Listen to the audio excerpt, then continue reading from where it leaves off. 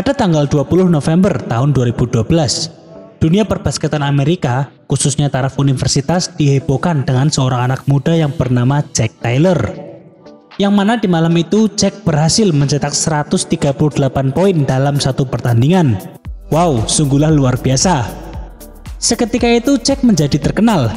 Ia diundang ke beberapa acara talk show, serta namanya juga muncul di platform olahraga ternama macam ESPN.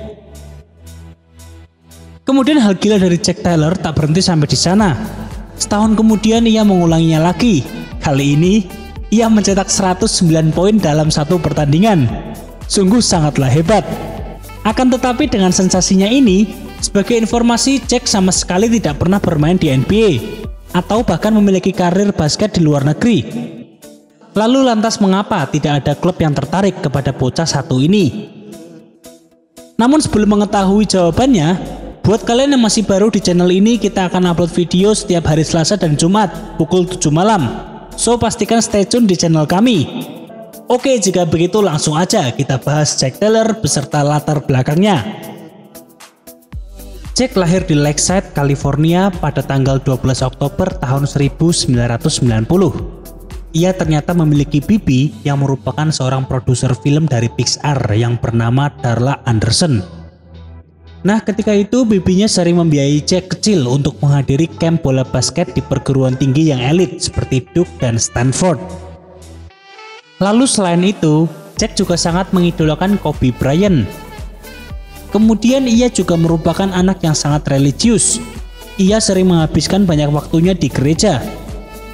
Berikutnya saat masa SMA, dirinya bersekolah di Black Rivers Falls High School. Di sana, ia cukup menjadi andalan SMA-nya.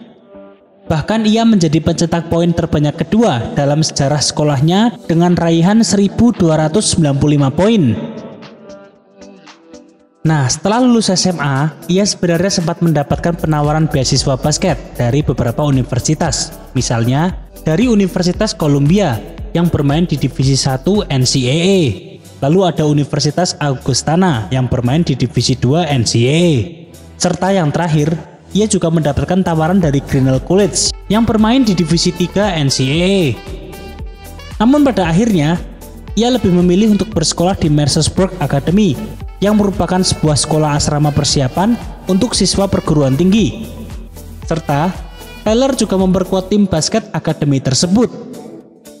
Di Mercersburg, ia berhasil mencetak rata-rata sekitar 14 poin dan 7 assist dalam 9 pertandingan. Sebelum ia sempat mengalami cedera ACL di lutut kirinya pada bulan Januari tahun 2010. Lalu pada titik ini, ia merasa sangat frustasi dan dirinya sempat marah kepada Tuhan. Mengapa ia bisa mendapatkan cedera yang cukup parah? Karena kesempatannya untuk mendapatkan beasiswa di NCAA Divisi 1 otomatis sirna. Akan tetapi Jack mulai menyadari bahwa di masa lalunya ia terlalu mendewakan bola basket, yang mana seharusnya dirinya lebih berfokus kepada Tuhan. Serta semenjak saat itu ia berniat bangkit dan mendekatkan diri kepada Tuhan dengan cara menyebarkan kebaikan Tuhan melalui olahraga basket. Lalu akhirnya pun Jack melanjutkan kuliah di Wisconsin La Crosse, sekaligus untuk memperkuat tim basketnya yang bermain di Divisi 3 NCAA. Dan sebagai informasi aja nih, sebelum ia menerima tawaran dari Wisconsin, sekali lagi, ia menolak tawaran beasiswa dari Grinnell College. Kemudian pada musim perdananya, Jack Taylor harus absen membela timnya karena dia sedang dalam pemulihan dari cedera lutut. Lalu baru pada musim 2011-2012, ia bermain dan mengumpulkan rata-rata 7 poin dari bangku cadangan. Akan tetapi dengan penampilan buruknya, Jack akhirnya memilih untuk meninggalkan Wisconsin dan bergabung bersama Grinnell College yang akan bermain di NCAA Divisi 3 setelah sebelumnya ia sempat menolak 2 kali pinangan mereka. Lalu uniknya, di Grinnell ini memiliki sistem ofensif yang cukup unik dengan mengandalkan tembakan 3 angka sebanyak mungkin, dan Taylor merasa itu cocok dengan gaya bermainnya. Nah, kemudian ada sedikit cerita nih guys. Saat kedatangannya di Grinnell, Taylor menuliskan rencana di bindernya, yaitu 100 untuk Yesus. Maksudnya, ia mempunyai tujuan untuk mencetak 100 poin, sehingga ia bisa menjadi terkenal dan membuat platformnya untuk menyebarkan kebaikan Tuhan. Serta saat itu, teman sekamarnya pun tertawa mendengar rencana atau impian dari Jack Taylor. Karena seperti yang kita tahu, di Wisconsin, Jack lebih sering duduk di bangku cadangan. Akan tetapi ia tidak peduli dengan omongan di sekitar.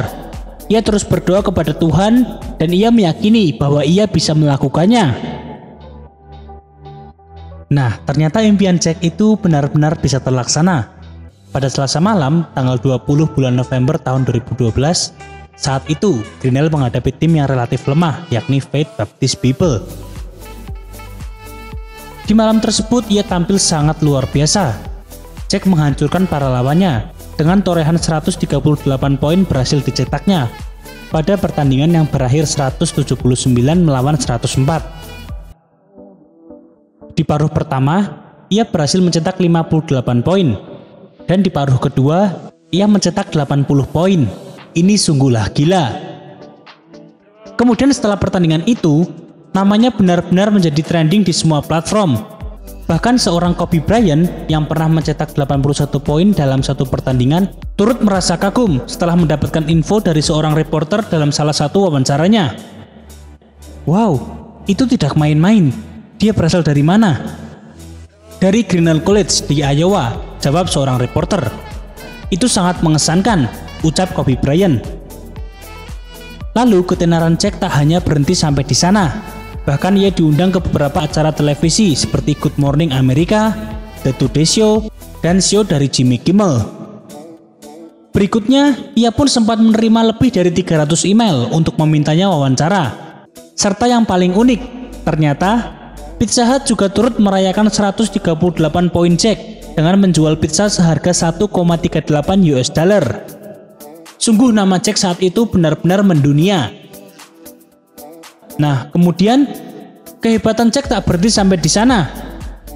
Selang 1 tahun berikutnya, ternyata ia berhasil mengulangi pencapaiannya. Walaupun kini ia tidak mencetak 138 poin, tapi ia mencetak 109 poin dalam satu pertandingan. Saat timnya menang 173 berbanding 123 melawan Crossroads College. Dengan capaian ini, sebenarnya tak heran mengapa Jack bisa begitu menggila di Divisi 3 NCAA. Karena sebenarnya, ia merupakan prospek Divisi 1 sebelum dirinya terkena cedera ACL yang menghantuinya. Selanjutnya pada tahun 2015, setelah lulus dari sekolahnya, Jack sempat menandatangani kontrak dengan agensi Scorer One Sport Management. Namun sayang sekali, pada draft NBA tahun 2015, ia gagal menarik minat tim-tim di NBA. Mungkin yang mereka pikirkan, kemampuan Taylor belum terlalu meyakinkan untuk mengarungi kerasnya kompetisi basket nomor 1 tersebut. Karena yang perlu kita tahu, Taylor mencetak 138 poin melawan tim yang relatif lemah dan hanya bermain di Divisi 3 NCAA. Kemudian sebenarnya pada bulan Juli masih di tahun yang sama, ia sempat mengikuti camp selama 2 hari di Las Vegas yang dihadiri oleh pemandu bakat internasional, kebanyakan dari liga-liga Eropa. Akan tetapi sungguh sayang, ia sama sekali tidak menarik minat dari para pemandu bakat yang ada. Selanjutnya pada tahun 2016, ia menyatakan untuk tidak lagi berkecimpung di dunia basket. Jack Taylor memutuskan untuk benar-benar berhenti, bukan hanya bermain, tapi ia mungkin tidak akan menonton pertandingan bola basket lagi. Setelah nampaknya ia juga sudah cukup hopeless terhadap bola basket. Lalu kini rencana Jack selanjutnya bahwa ia ingin membangun sebuah gereja di Wisconsin, serta ia juga menyerahkan hidupnya hanya untuk Tuhan dengan menjadi seorang pendeta.